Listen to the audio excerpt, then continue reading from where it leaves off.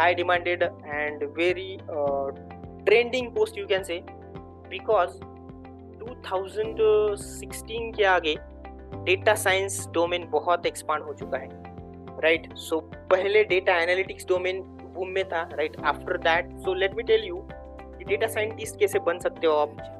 सो junior data scientist की post जो है वो बहुत रेयर मिलती है basically, because you need to have lot of very good skills, right, basically, right. तो ये है एजुकेशन क्वालिफिकेशन उनका कि बैचलर्स की डिग्री होनी चाहिए डेटा साइंस या कंप्यूटर इंजीनियरिंग या सिमिलर रिलेटेड फील्ड में.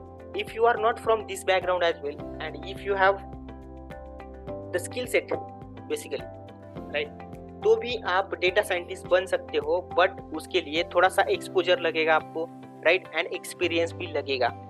So personally I have worked in the data science domain, but not as a data scientist, but yes, definitely I have worked as a data engineering side, so that we will process the data and that data will be finalized for the machine learning and preparing the reports for the visualization, right. तो इसमें बहुत सारे terms है, अगर आपने यहाँ पे देखा, यहाँ पे अगर दिख रहा है तो ये है statistics, mathematics, pattern recognition, data mining, machine learning, artificial intelligence, neural networks, data visualisation, data modelling, correct. तो data science is a domain, उसमें आपको डेटा के रिगार्डिंग जो भी प्रोसेसेस है ना, वो सब कुछ आपको पता होने चाहिए एंड एक्सपीरियंस होना चाहिए. उसके बाद आप डेटा साइंटिस्ट बन सकते हो, right. Junior data scientist is just a term, right. अभी कोई कंपनी दे वो पोस्ट दे भी देता है तो ऐसा ये मतलब नहीं है कि वो डेटा साइंटिस्ट बन गया, right. Basically you should be very good with this skill set, right. तो स्किल सेट देखो, बेसिक पाइथन स्किल्स, बिकॉज ये हम फ्रेशर की बातें कर रहे हैं.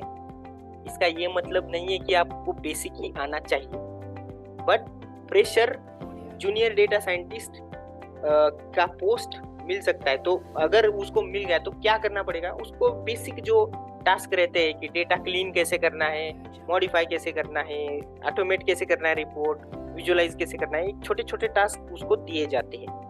But as a role of experience data scientist आपको बहुत सारे दूसरे भी स्किल सेट आनी चाहिए अपार्ट फ्रॉम द टेक्निकल और technical skills I am saying, right. आपका कम्युनिकेशन अच्छा होना चाहिए. देखो यहाँ पे जो आउटसाइड स्किल सेट लिखे है ना, topical analytics skills, analytics techniques होना चाहिए. उसके बाद डोमेन एक्सपर्टाइज, इसका मतलब क्या होता है, जो भी डोमेन का प्रोजेक्ट है ना उसका अंडरस्टैंडिंग अच्छा होना चाहिए आपका. उसके बाद बिजनेस एनालिसिस, ये देखो यहाँ पे बिजनेस एनालिसिस है. उसके बाद यहाँ पे क्या है, let me just stakeholder management. तो स्टेक होल्डर कौन से है, उसका मैनेजमेंट या प्रोडक्ट मैनेजर या प्रोडक्ट ओनर का रोल भी उसको पता होना चाहिए, तभी वो डिसीजन मेक कर सकता है इसको. स्टोरी टेलिंग कैपेबिलिटीज या स्टोरी टेलिंग एबिलिटी. उसके बाद क्या है, business communication and story telling capability. अगर आपका कम्युनिकेशन अच्छा है तभी आप स्टोरी बता सकते हो बेसिकली, राइट. तो एक उसका स्टोरी अच्छा बना के आप पब्लिश कर सकते हो, आप प्रेजेंट कर सकते हो. And if you are not able to communicate, तो this is not post for you. Communication is the best needed here. अभी क्या